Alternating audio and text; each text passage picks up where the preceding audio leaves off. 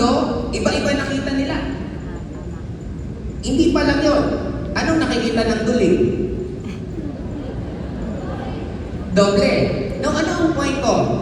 May mga tao na nagsasabi mahirap yumaman sa Pilipinas. May mga foreigner na pumupunta sa Pilipinas kasi maraming opportunity. Maraming Pilipinong pumupunta ng ibang bansa kasi nandun daw ang opportunity. Ang tanong, nasaan ba talaga yan ang opportunity yan? Nasa ibang bansa ba talaga or nasa isip lang po natin? Ulitin ko, gusto niyo pong yumaman ngayong taon na to? Ano dapat ang nasa isip mo? Dapat ang nasa isip niyo po ngayon, mayaman na kayo. Irregardless if we have money or not, irregardless kung marami kang utang, irregardless wala kang grupo, dapat ang nasa isip mo, mayaman ka. Lahat po ng top earner, ito masisigurado ko, nakarating na po sila sa alam nila magiging top earner sila kahit nung nagsisimula pa lang sila. Kaya, sino po sa kwartong to ang nakikita nyo na nandito po kayo nagsasalita pagdating ng oras? O yan! Mas inikilabutan ka, mas naniniwala ka, mas madali po siyang mangyari. Kasi ang reaction ko ng iba, nakita ko eh. Yung iba, gigil ka digay, yung iba excited, yung iba, parang hindi naman mangyayari yan. Now, again, it is your decision. Reflection natin kung ano ang nangyayari sa atin right now, it is the results ng utak natin. Ang tanong, kayo po ba ang nagpo-control ng utak nyo? Sure po ba kayo? Pwede kang ngumiti kahit ang dami mong problema. Tama po ba? O, subukan mo ngumiti. Sino nagpo-control? Tayo. Iniwanan ka ng karelasyon mo, o ngumiti ka. Nireject ka ng prospect mo, ngumiti ka. Di ba tayo ang gumagawa? Tayo ang gumagawa ng buhay natin, and always remember this, kung ano ang itatapon nyo, yun ang ibabalik sa inyo. Kaya magtapon ka ng positive, anong babalik? Magtapon ka ng negative, anong babalik? Negative. Nagigets po natin, hindi po importante kung ano ang nangyayari sa inyo. Ang importante, ano ang reaction nyo sa nangyayari sa inyo. Pwede kang matuto, pwede kang umiyak, pwede kang magdrama, pwede hindi. Nasa sa inyo yun. Ito is isisingit ko lang po ito. Alam niyo po ba na hindi niyo dapat kinikwento ang problema niyo sa ibang tao? Bakit? Unang-una, hindi ka pwedeng magkwento ng mga problema mo sa mahal mo sa buhay kasi ang advice niya laging magiging bias at favorable sa'yo. Pangalawa, ang problema, sinusolusyonan, hindi pinag-uusapan. Magkukwento ka sa kaibigan mo ng problema mo. Anong pakiramdam? Masarap hindi. Masarap kasi na ikakwento mo yung problema mo. What if yung kaibigan mo, sobrang galing makinig? Di ba matutuwa ka na, grabe yung kaibigan ko, love na love ako kasi pag may problema ako, nakikinig siya sa akin. Now, ito ang point ko. Hindi nyo naiisip na minsan, since nasanay ka na lagi ka lang nagkukwento ng problema mo, dumadating sa point na ayaw mo nang solusyonan ng problema mo kasi nag-i-enjoy ka na doon sa sitwasyon na lagi ka lang nagkukwento ng problema nyo. Guys, ang problema madaling solusyonan kung didiretsuhin mo kung ano ang pinaka-concern. Lumalaki ang problema kasi ang nag-usap-usap yung hindi dapat mag-usap. Clear? Tandaan nyo kung anong itatapon nyo. Malikwento nyo yung problema nyo. Kaibigan mo, sikreto ko lang itong problema ko sa'yo, hindi, huwag mong ikwento kahit kanino. Anong sasabihin? Okay, no problem. Pag uwi niya, sino kukwentuhan niya? Yung asawa niya. Alam mo, asawa, si ano may problema to, bla bla bla bla bla. Pero huwag mo nang sabihin kahit kanino kasi sa akin nang sinabi. Yung asawa may best friend, napapagkakatiwalaan niya rin. Alam mo si ganito, may problema. Bla bla bla bla bla bla. Pero huwag mo lang ikwento kahit kanino. Okay. Di ba may close din yun? Eh, ang gawa ikaw, nung nakita ka, ilan sila? Ayun, may problema yan. Ang pinakamalala minsan, solve mo na yung problema mo. Yung mga nakwentuhan, yun pa rin ang iniisip na problema mo. Clear po ba? Kaya ba within this year, kung may problema tayo, solusyonan na lang natin, huwag nyo nang ikwento kani-kanino? Maawa naman kayo dun sa kakwentuhan nyo na walang kamalay-malay. Kasi di ba pag may problema ka, ikwento mo dun sa kinentuhan mo, pati siya medyo bibigat din pakiramdam niya. Anong kasalanan ng tao? Kaya sa akin, try nyo lang po, few months, kung kaya nyo whole year of 2025, pag may problema, anong gagawin? Anong gagawin? Sa inyo din po, pag may naliligaw kayo mga downline or kakilala na biglang magkukwento, teka lang, may karapatan po tayo magka. May karapatan tayo, pwedeng tulungan mo, sige, ito gawin natin, ito solusyon. Pero huwag niyo na pong pabiluhin ang pakwentuhin. Kasi ako honestly, pag may mga nagkukwento sa akin na umiiyak, parang, I think 3 days ago, may kausap ako. Intro pala, kasi nagka-problema sila ng grupo niya, tapos nagkukwento sa akin, umiiyak na. Alam niyo, mga ganun na. Sabi ko, teka lang. Diretso na lang tayo sa topic. Huwag ka nang umiyak kasi hindi ako maaapektuhan yan. Pag-usapan natin anong solusyon, tingnan natin kung paano. Doon na tayo. Tumitigil 100% yung iyak. Kaya minsan ang isang tao, lalong bumubelo tuloy kasi pinapakinggan din natin ang sobra-sobra. Yes, I do understand na minsan kailangan natin intindihin. Pero ang dulo, iisa lang naman eh. After umiyak, anong sunod? Susolusyonan din naman yung sitwasyon. Eh bakit yung papapatagal kung pwede? Idiretso na. Clear po ba? Yes. Ngayon, kung gusto nyo ang buhay nyo ngayon magbago, dapat nakokontrol na natin utak natin. Gusto nyo yumaman? Yes. Gusto nyo magkaroon ng kotse? Yes! Now, ano dapat lahat nasa isip nyo? Yaman ka na. Kung gusto nyo magkaroon ng kotse, meron na po ba kayong lisensya? Yes! Meron na ako! Meron na po ba kayong mag-drive? Yes! Diba, i-clear mo, may garahe ka na sa bahay mo. Naiintindihan niyo po, yung gusto nyo mas clear, mas madali po siyang ibigay. Pag sobra po kayong magulo, maraming taong magulo. Gustong yumaman, pero ang ginagawa ano? Yung opposite para kay yumaman, tamad. In short, kung gagawin nyo at susundin nyo lahat na magiging alay kayo, it will be very easy yung manifestation po ng gusto nyo. Ngayon, paano ba gumagana ang utak natin? Number 1, may tinatawag na yung 3D or conscious mind. Ang conscious mind, ito pong nangyayari natin sa physical realm. Ito po yung 3D natin or tinatawag na conscious mind. Ang conscious mind, ito yung nagko-control sa subconscious. Ang subconscious natin, ito yung mga core beliefs. Kung ano ang paniniwala natin, malaki po ang factor ng naging religion natin, naging school natin, naging parents po natin, naging country kung nasaan po tayo. Now, in short, ang subconscious, para mas maintindihan nyo po, ito yung hindi ka na po nag-e-effort. Marami pong lalaki, lasing na lasing, hindi na makalakad ng maayos. Pag nag-drive, nakaka-uwi ng maayos, na ipapark ng maayos ang kotse. Anong explanation doon? That is subconscious. May mga babae po bang marunong mag-makeup habang naglalakad? Nag-makeup habang naglalakad? That is subconscious na po. Kasi maraming beses mo na siyang ginagawa. In short, para mas maintindihan po ninyo, ang subconscious, ito yung matagal mo nang nagiging ugali. Ito ang nagiging resulta ng buhay natin right now. Now, meron 3D, 4D, at meron tinatawag na source. Etong source na to, lahat ng gusto natin nandito. Gusto nyo yumaman? Nandyan sa source. Gusto nyo maging mahirap? Nandyan sa source. Lahat ng need natin nandyan. The question is, paano natin makukuha yung pangarap natin na makarating po dito sa mundo natin sa conscious mind? Okay, bibigyan kayo ng example. Gusto nyo yumaman. Dito sa network, sino gusto maging top earner dito sa company ito? Kung gusto nyo maging top earner, tanong, pag nandun ka sa source, ano dapat lagi mong mga pinipili? Pwede, kadalasan sa atin ngayon gusto mong yumaman.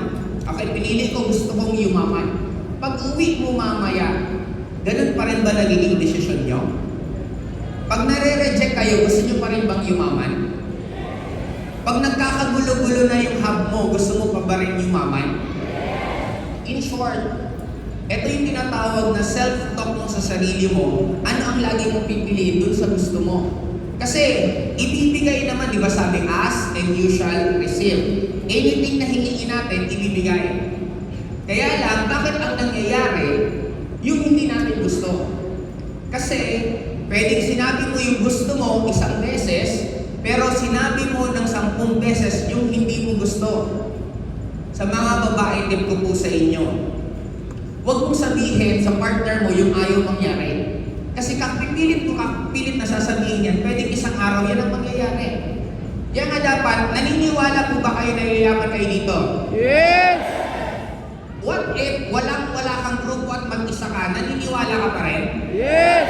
What if dating marami kang grupo, ngayon wala ka ng grupo, naniniwala ka pa rin? Yes! Sabi nga nila, hindi naman importante kung walang naniniwala sa inyo. Ang importante, naniniwala kayo sa sarili nyo. Now, you need to be conscious on all the decision na ginagawa po ninyo. Okay, babalikan ko kayo. Sa source, gusto nyo maging top earner. Kung gusto nyo maging top earner, ilan ang bitbit mong kasama ngayon? Pang top earner po ba? Yung sipag mo, pang top earner po ba? Yung the way ka gumalaw, the way ka magsalita, pang top earner po ba? Yun yung pinopoint ko na kung ano ang mangyayari sa 3D nyo, yun yung choices nyo palagi. Kung gusto nyo maging top earner, sino dapat ang pinaka-late matulog sa hub nyo? Ako. Sino dapat ang pinakamaagang gumising sa hub nyo? Ako. Sino dapat ang may pinakamaraming direct sa hub nyo? In short, dapat ang choice ng pagiging top earner, hindi lang po isang beses. Dapat sa lahat ng aspeto, top earner ka. Nagbabasa ka ng libro, nakikinig ka sa apply mo. Pag sinabihan ka ng apply mo magdala ng 10, ilan ang dadalhin mo? 20. Magre-reklamo ka, apply ba't 10? 20 ako. Karamihan, anong desisyon? O ito 10, anong reaction? Apply ba't 10? Isa lang. Dalawa lang. Ano, pang top earner po ba yan? Maaasahan po ba namin na dapat this year, kung pang top earner ang goal mo, dapat galaw mo, salita mo, sipag mo pa? Top earner! Clear po ba? Yes! Ngayon, itong conscious mind, itong core belief, mangyayari lang naman to, repetition. Kung dati nasabihan ka lagi na hindi ka magaling, hindi mo yan kaya, pwede bang sabihan mo sa sarili mo paulit-ulit, kaya mo yan? Magaling ka? Yes! Magiging top earner ka? Yes! Masarap po ba sabihan ng magaganda sa sarili natin? Yes! Eh bakit mas madalas natin pinapanood yung mga hindi magaganda? Ba't binabasa natin yung mga bagay na magpapalungkot sa atin? Ba't pumupunta tayo sa mga kaibigan at kakilala natin na nalidown tayo? You have the right na magkaroon ng boundaries sa gusto mo mangyari sa inyo. Kung may mga tao na hindi nakakatulong sa iyo at hindi nakaka-inspire sa iyo, I think wala lang pong masama kung iwasan nyo muna sila. Etong 2025, isang taon lang. Isang taon na pare-pare tayo ng isip, isang taon na pare-pare tayo ng sipag, isang taon tingnan natin kung ano ang mangyayari. Global started, iilan lang po kami. Nagsiseminar po sa office tuwing alas 7 ng gabi lang ang seminar, alas 7 lang, mga 20-30 lang ang tao kasi kakonti. Pero nakita nyo kung gaano tayo kalaki. And right now, we are again starting. Kung dati 2006 nag-start po ang Global, 2085, lahat ng nandito, nagsisimula po tayo sa Global Group of Companies. Na-visualize nyo po ba kung isang araw lahat na nandito, Millionaires Club? Ito pala yung Yes! tanong kung lahat po, Millionaires Club, ilan dito ang downline mo? 200. Ilan dito ang kasama mo? Again, kayo po ang nag-visualize ng gusto po mangyari sa inyo. Lahat po ng nangyayari sa atin, ipupusta ko. Dumating ka sa point na years before, pinapangarap mo lang mangyari to sa'yo. Pinapangarap mo magkaroon ng opportunity, pinapangarap mo na magkaroon ng grupo, pinapangarap magkaroon ng kotse, and nangyari na po ito ngayon. Kung lahat ng gusto natin dati, nangyayari din pala, bakit hindi pa bonggahan natin yung papangarapin natin ngayong 2025 na to? Sino po ang naniniwala ng breakthrough nila 2024? Next. Para sa akin, ang mundo napakadali. Madaling intindihin. Tayo lang naman ang magulo. Kasi yung gusto mo, iba sa ginagawa mo. Kaya subukan mo yung gusto mo, yun ang ginagawa. Mas madali. Ang mundo naging magulo parang babae. Ay. Wala yan. Ang babae hindi sasabihin kung ano ang gusto nila. Misis, pwede ko ba akong lumabas? Sige, bahala ka. Nung lumabas na galit. Clear? Magulo ang babae. Bakit ba? Yung kilay, tinatanggal. Tapos drawingan ng kilay. Di ba magulo? Uniform lang? Ganon din tayo kagulong tao. Ito yung gusto mo, ito ginagawa mo. Kung gusto nyo maging successful sa industriyang ito, makinig ka lang at sumunod ka sa upline mo na naging successful na sa industriyang ito. Yes! Mas gusto kasi natin makinig sa mga comfort tayo rather than sa makinig ka sa matututo ka. I know, hindi ko maganda ang pain kasi we are trained na iwasan ang pain. Pero tandaan nyo, ang pain, pag hinarap mo ng paulit-ulit, natututo ka at hindi na mo'y nararamdaman. Sabi nga nila, parang sa nego ni Sir Arnel Limping, dapat maging Batman po tayo. Anong ibig sabihin ng Batman? Bato, manhid. Wala pong masamang i-reject ka kasi lahat ng tao naging successful na reject po sila. Kung tama po ang pagkakaalala ko, I think hindi ko sure kung si Elvis Presley or may isa pang artist, gumawa siya ng mga more than 80, I think mga 400 songs. Ang pinakapumutok, mga 20-30 songs. Hindi ba si Elvis yun? O, sabi ko nga. O, basta ang point ko, may mga artist, may isang painter na ang dami niyang ginawa, ilan lang naging sikat. Ang competition nila, lahat ng tao na naging sobrang successful na idol nila, halos 5% lang naman ang accuracy na nagiging maganda sa kinalalabasan ng mga ginagawa nila. In short, you need to fail so many times para ka maging successful. Lahat po ng hinahangaan yung tao nandito sa kwartong ito, dito sa event na to, napakarami po nilang rejection. Kaya in short, kung gusto mo maging successful dito, dapat napakarami mong Rejection. pero ibig sabihin lang po nun dapat marami kayong kinakausap. Iyo po ba? Kasi sa amin po, present pag ayaw, hanap ka ng iba.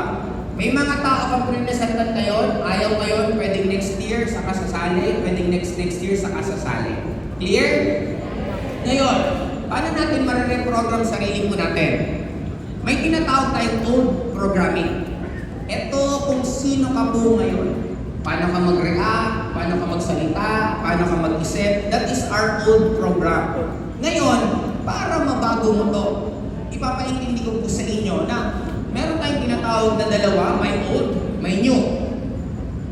Sino dito ang mga bagong member pa lang po, na member parang last year? Pansinin nyo. I'm sure na-encounter nyo to. Na-recruit nyo, nag-join. Nangarap yumaman. Apply, thank you. Yayaman na ako, gusto ko itong gawin ng business na to. Nung nag-join at nangarap yumaman, may mga nangyari hindi maganda. Natanggal sa trabaho. Biglang nagka-problema yung pamilya nila.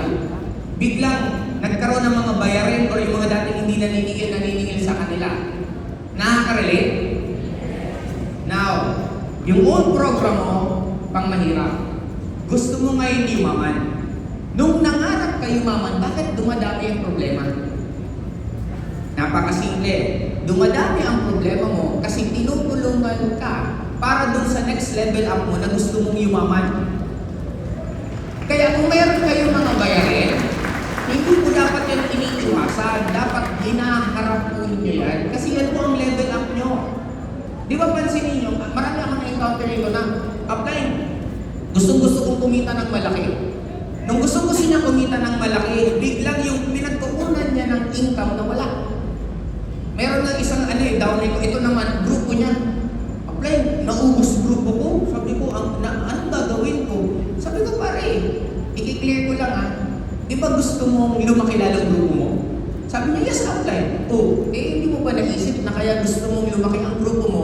Kaya tinanggal yung grupo mo kasi papalitan niya ng grupong gusto mo na mas malaki. Yes! May isa akong outline. Nag-message sa akin, outline. Bakit naman ganito? Yung kotse ko na baha. Bahang-baha. Sabi ko, pare, di ba naalala mo? Last month, ang pinag-uusapan natin, gusto mo magbago ng kotse. Sabi niya, oo. O ayan, tinulungan ka na magbago, tinanggal na yung luma. Hindi kasi natin na-appreciate yung process. Gusto natin na magkaroon ng pagbabago. Paano magkakaroon ng pagbabago kung hindi tatanggalin ang luma? Kaya expect sa gusto po na kumita ngayong 2025. Expect maraming mangyayari sa inyo Yes! na malamang hindi nyo gusto. Kasi, para maintindihan natin, ang old program at new program, nag-aawa yan. Ito lagi kong tanong. Utak natin, may good wolf at may bad wolf.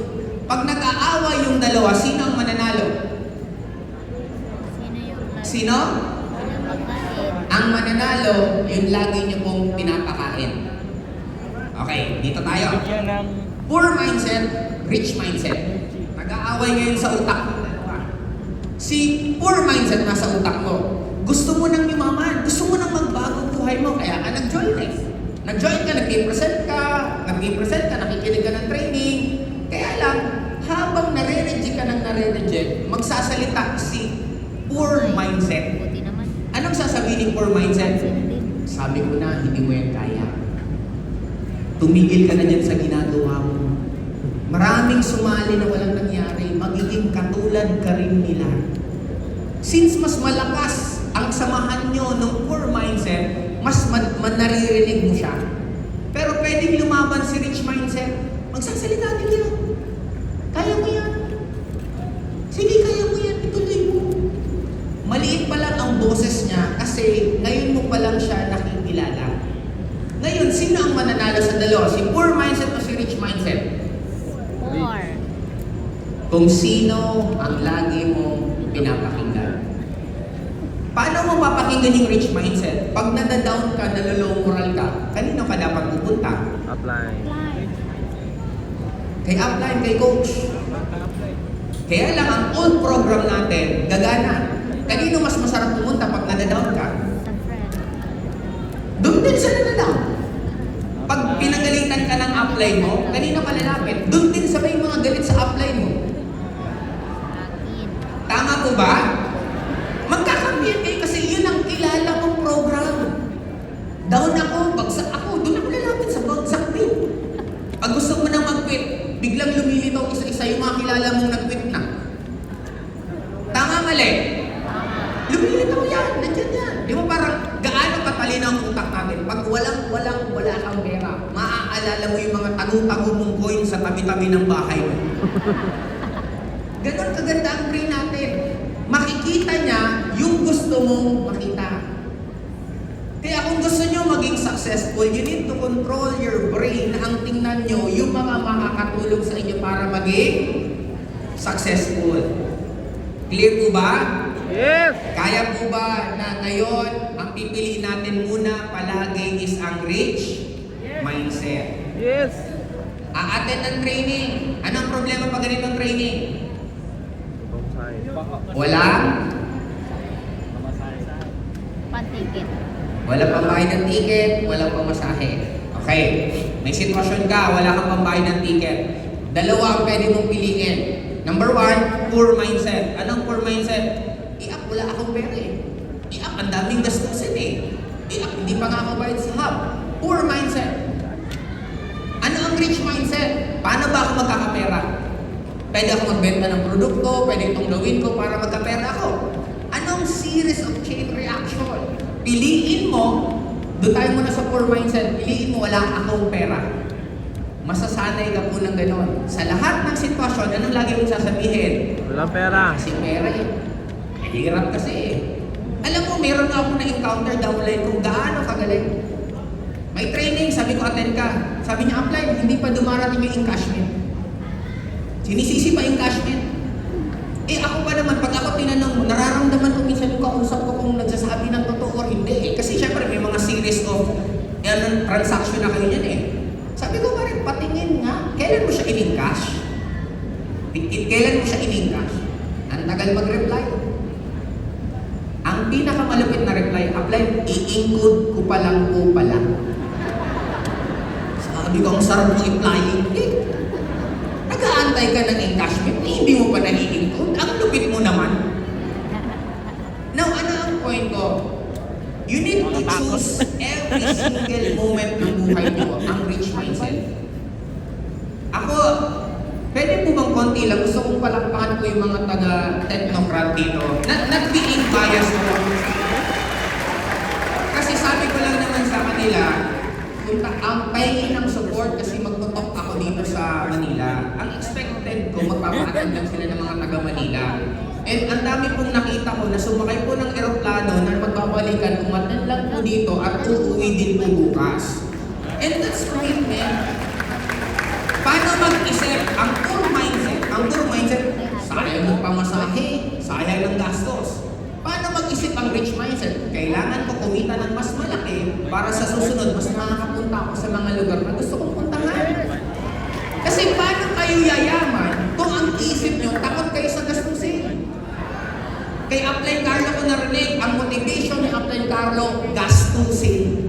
Dapat lagi kang may binabayaran para lalo kang nagsusumikap. Kaya sa mga tumatakas sa bayarin, alam mo na, anong mindset mo? Poor. Poor. Ano magiging results mo?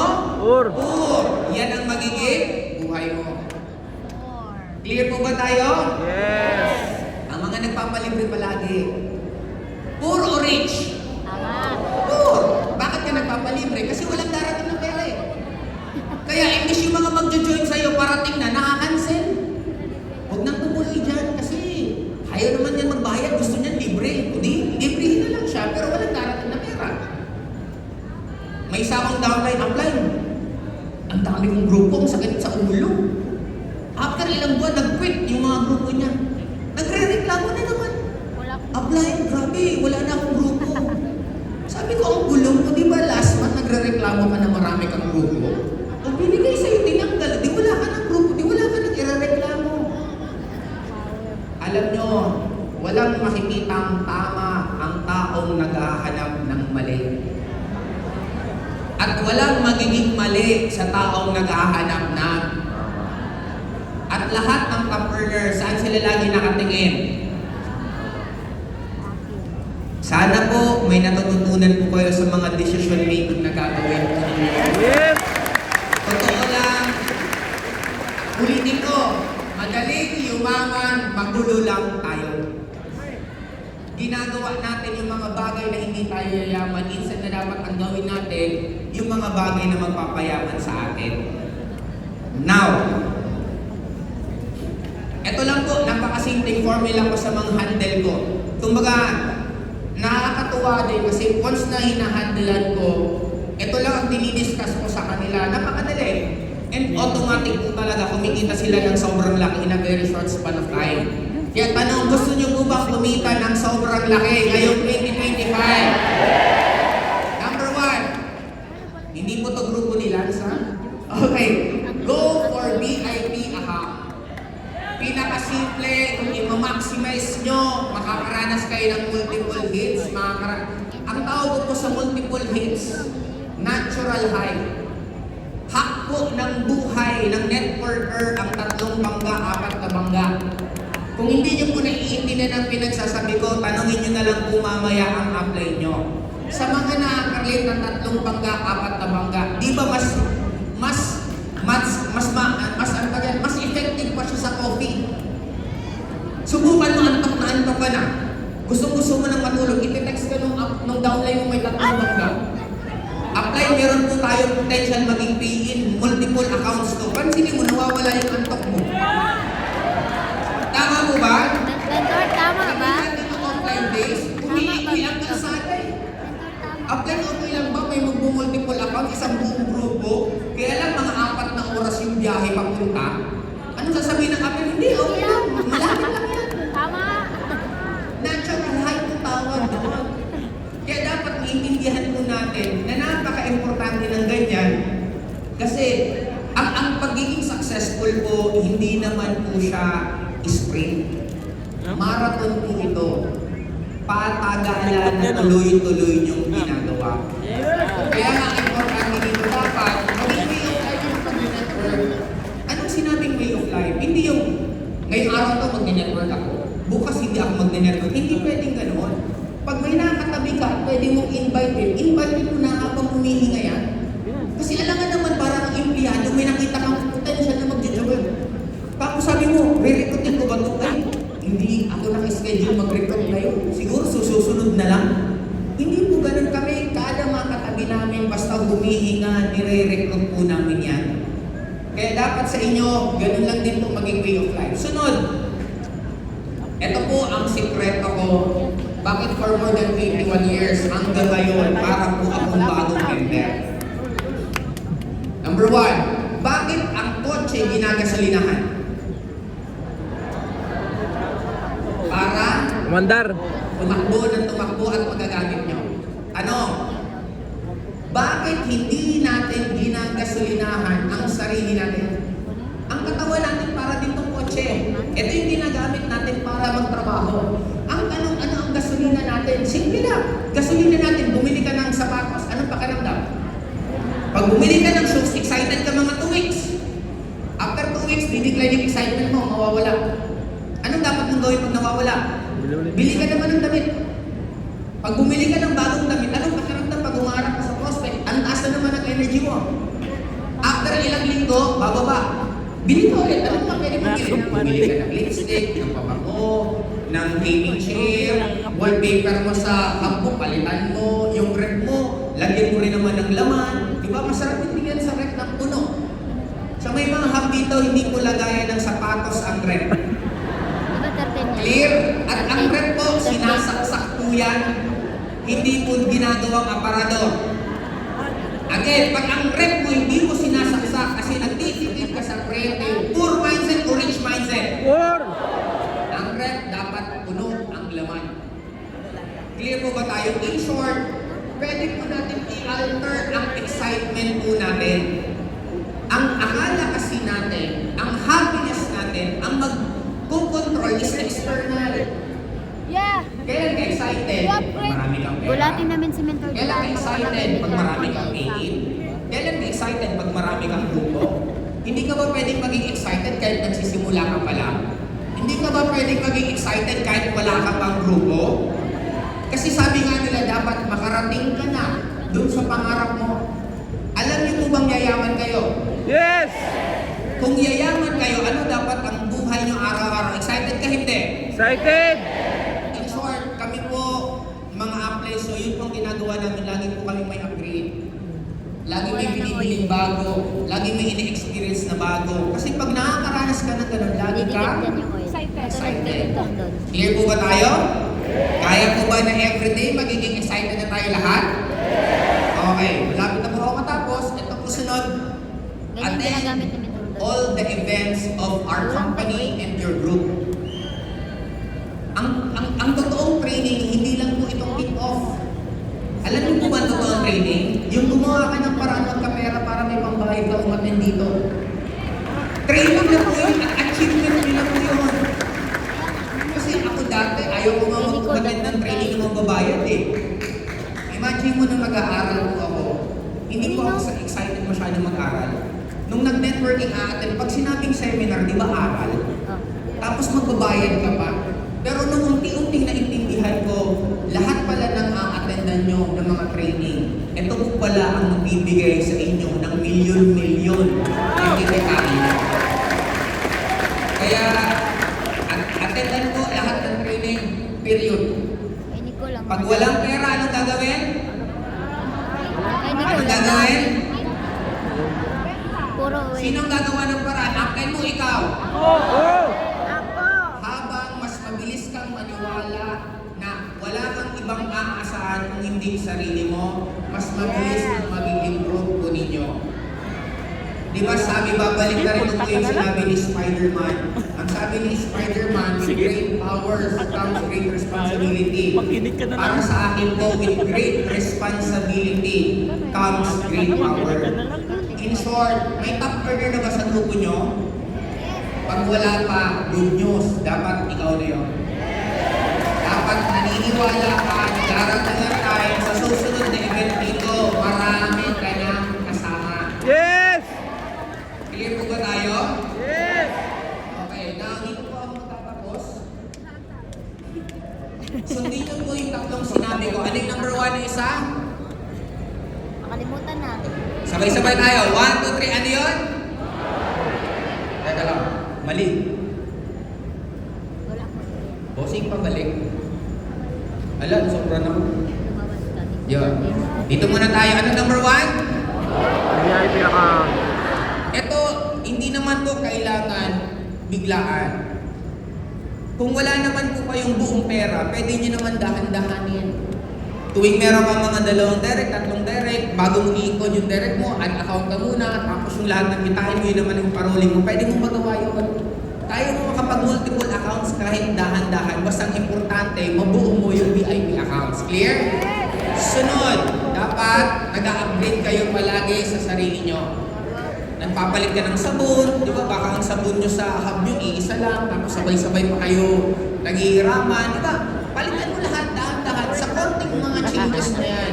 Iba po ang pakiramdam niyan. Clear? Sunod, attend all the events. Kaya ulitin ko lang po para mag-sink in lang po sa atin. Number 1, buuin ang VIP accounts. Number 2, Upgrade! mag-upgrade na mag-upgrade palagi sa sarili. Once na bumababa ang energy mo, sign na po yan na bumili ka kung ano yung gusto mong bilhin na bagay po sa kinikita po ninyo. Kasi ang tanong sa akin ng iba, kailangan mo ba talagang bumili ako ng bumili? Eh bakit ang kotse kailangan gasolinahan palagi? Ganon din po katawan natin. And lastly, number 3, umattend sa lahat ng Training! okay. Pag sinunod nyo po yung tatlong sinabi ko, 100% ang magiging success rate nyo ngayong 2025.